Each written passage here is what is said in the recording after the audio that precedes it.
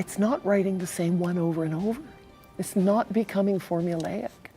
I don't know anyone in my circle of friends who write crime fiction who are formulaic and certainly who does it on purpose. But it is easy to fall into unless you're very vigilant. Because I write the same essential core cast in the same location, pretty much, 3 Pines. So for me, that's the challenge. And the way I do it is to write about different themes, because the books aren't really about murder. They are proudly and absolutely crime novels, with murder in each of them. But the murder is the launching off point to look at human nature. So each book has a different theme, and that's what I explore. Murder is an act. It wouldn't interest me. I wouldn't want to think about murder and explore it for an entire year. What I want to do is explore themes. And so that's why each book is different. I also try to make the structure somewhat different as well. The tone slightly different also. So that each book, I'm hoping, is different. I try to also challenge myself, get out of my comfort zone. I have a poster in front of me when I write. It's the last words of the poet Seamus Heaney.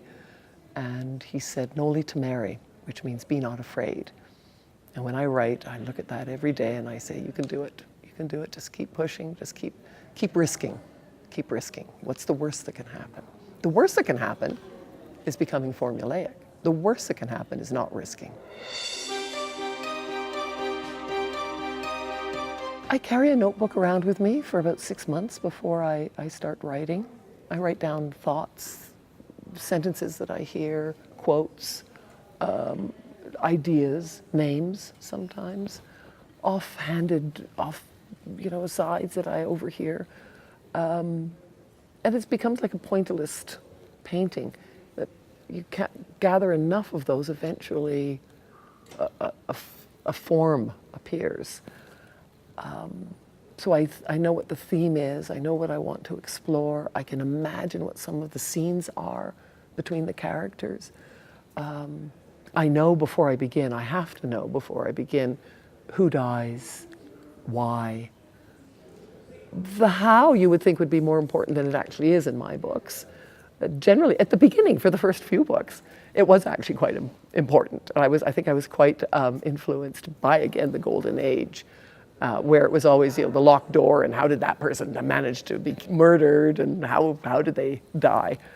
And then I sort of thought, no, that's taking me away from the themes.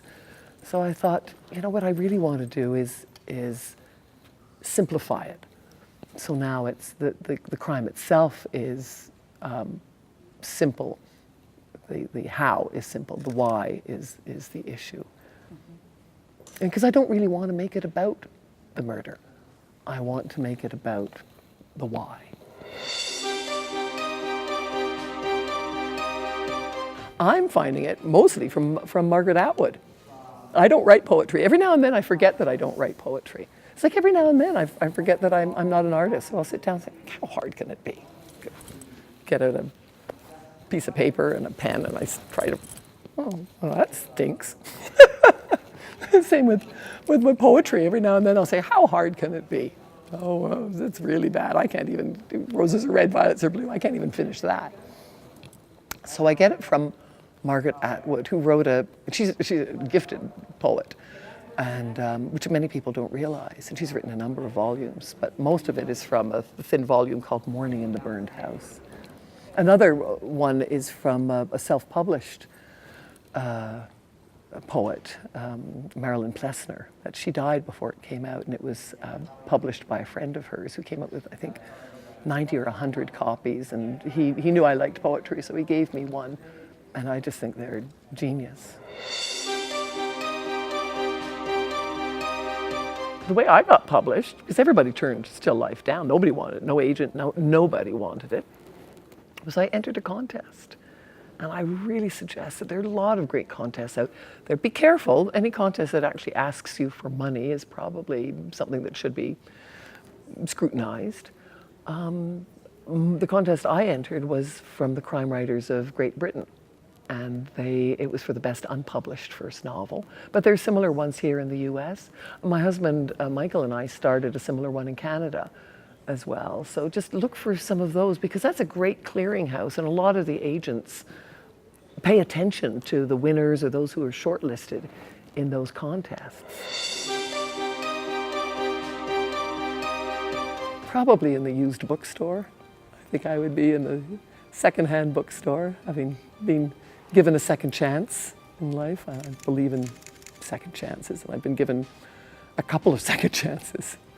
If there's such a thing as a third-hand bookstore, that's probably where I'd be.